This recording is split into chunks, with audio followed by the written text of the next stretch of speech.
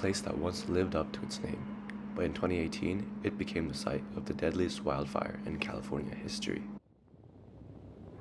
This is what's left in the wake of terrified residents trying to escape, a sight we've seen all over town. Cars discarded along the side of the road as so many became trapped and some were burned alive.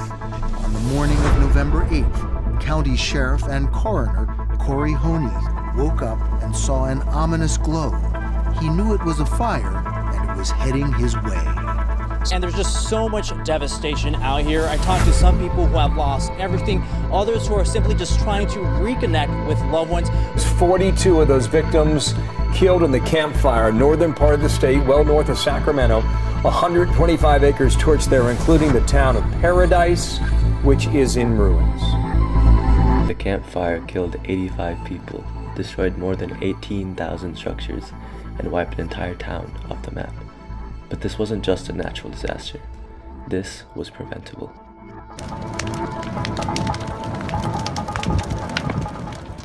Investigators traced the fire back to a worn and aging PG&E transmission line, a failure that sparked a catastrophe. And this wasn't a freak accident. According to reporting by Barri, Boone, Pacific Gas and Electric had a long track record of ignoring safety upgrades, despite knowing their outdated infrastructure was a hazard. Their equipment had been responsible for 17 major wildfires in just 2 years before the Camp Fire. In early 2019, the weight of the lawsuits and public outrage pushed PG&E to file for bankruptcy, a corporate escape hatch, even as families grieved and towns were gone. I'm here today for one reason and one reason. Boone doesn't pull punches. PG&E's negligence wasn't just costly, it was criminal. Their failure to act made them complicit. In the aftermath, PG&E admitted guilt, paid billions in fines, declared bankruptcy.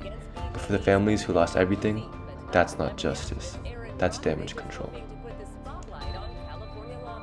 I'm here today to ask our governor. But PG&E wasn't the only force at work. Wildfires today aren't the same as they were 50 years ago. They're faster, hotter, and more unpredictable.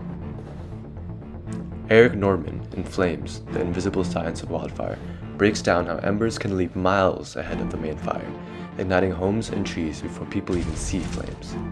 Wind funnels the fire's breath. Drought and heat roll the dice.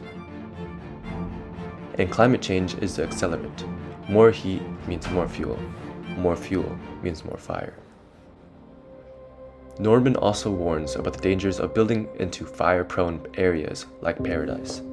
As we expand into wildland-urban interfaces, we put more people in harm's way without adapting our infrastructure of policies to match. Solutions exist: prescribed burns, fire-resistant materials, better zoning laws. Nordman points out that we have the tools, but not the political will to implement them fast enough.